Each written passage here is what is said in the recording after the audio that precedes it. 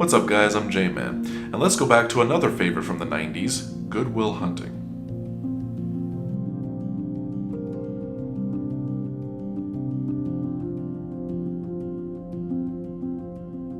The film that was written by Matt Damon and Ben Affleck that helped jumpstart their film careers into movie stardom, earning them an Academy Award as well as a Best Supporting Actor award for the late Robin Williams. The film tells the story about a young 20-year-old living in urban Boston with an IQ that would rival the best minds in the world. He's discovered by an MIT professor who wants to put his genius to good use and hires a psychologist to help get through to him about living up to his full potential. Overall, it's a great character piece about the strength to overcome grief and the courage to take a chance on life. So right at the beginning, the film establishes not only Will's entire character, but also the journey that he needs to go through.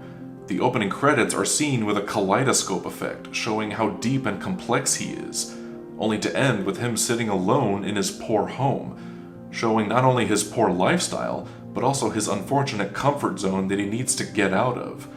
We see the shades drawn as he sits alone in an empty space. Whenever he rides home on the train, he lounges and stares inside the train, completely comfortable in his neighborhood and his place in life. Narratively, each character represents something either about Will or about the story. Chucky and the rest of his friends, for instance, represent the neighborhood in which he grew up in, the place that he calls home. They are all intellectually challenged in a way, which is one reason why Will feels so comfortable with them. He always has to be the smartest person in the room and will always defend them. They are the closest thing to a family that Will has, and they don't ever challenge him in any way. Skylar, his love interest, represents the life he could have. She too had a painful childhood when her father died when she was only 13, and she inherited money she didn't want. Unlike Will, she knows how to deal with her pain and her fear, something that Will emotionally closes himself off from for fear of being exposed and rejected. At first, he thinks it's just a happy fling that he's having with her, until things get complicated when she falls for him and offers him to join her in California. When they have that huge fight, she tries to get him to confront his fear and take a risk with her, but instead, he throws his anguish right in her face. You don't want to hear that I got fucking cigarettes put out of me when I was a little kid. That this isn't fucking surgery, that the motherfucker stabbed me. Much like what Sean tells him, he has this preconceived notion of people just by reading about them and not actually experiencing anything for himself. He's afraid of getting hurt and doesn't take any risks.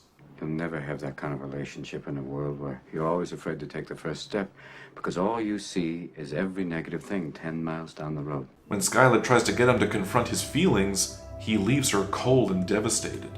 She gives him a second chance, but instead, he denies the life he could have and chooses to stay in his comfort zone. Professor Lambeau, for obvious reasons, represents Will's intellect. For the whole movie, Lambeau is trying to get Will to live up to his potential, having him do equations that he could do in his sleep.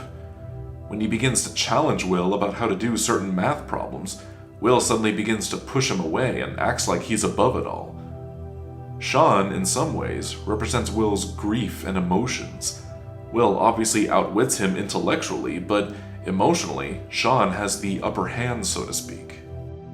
Both he and Will mirror each other since Sean also had a rough childhood too, growing up in the same neighborhood. But Sean was able to escape his roots and actually get out and see the world, something that he encourages Will to do. If anything, he's what Will should have been or still could be. When Sean and Lambeau begin to butt heads about what Will should do with his life, it's not just old differences boiling to the surface between old friends. This represents Will's emotions and intellect battling each other about how Will should live his life. Lambeau wants Will to live up to his potential, but Sean wants Will to decide for himself. It is easy to lean towards one side, but both do kind of have a point. Yes, Will should obviously do what he feels is right, but on the other hand, shouldn't someone with Will's mathematical expertise put it to good use? Now, towards the end, when Chucky has that talk where he tries to encourage Will to do something with himself, this is a major turning point for Will because it's as if the place he's so comfortable with is telling him that he deserves better and that he's too good to live like him. Because I'd do fucking anything to have what you got. So would any of these fucking guys. It'd be an insult to us if you're still here in 20 years. Hanging around here is a fucking waste of your time. Throughout the film, whenever Will gets into an emotional fight with someone, he always manages to escape the situation by walking out and leaving the person down with their own grief. Then comes the "it's not your fault" moment. Sean opens up his file, which is symbolic of him looking into Will's past and seeing his scars that he's endured. Something that Will would have felt exposed about, but at this point is comfortable sharing it with someone he's grown attached to. After exchanging stories about their abusive fathers, Sean then begins to emotionally trap Will. This represents Will's grief and emotions closing in on him, leaving him with no way out this time and giving him no choice but to finally embrace them. Which is why that moment is so effective. It gives Will that catharsis that he's been avoiding and finally has closure with. He lets out a good weep that he's been holding in his whole life. He rides home on the train, and this time he gazes out the window. He finds himself wanting more and decides to get out and finally live his life.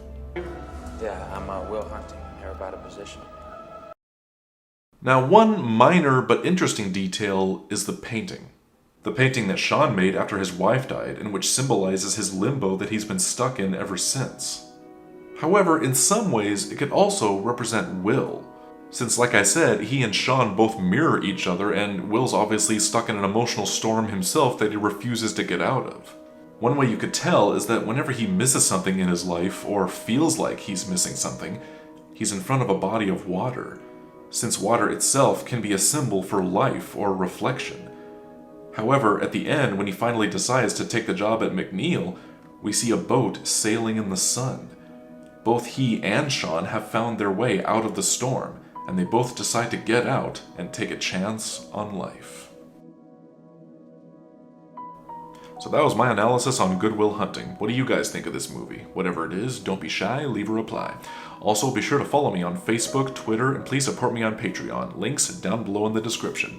And if you like this video, don't forget to like, comment, and subscribe to the J-Man. Keep looking deep.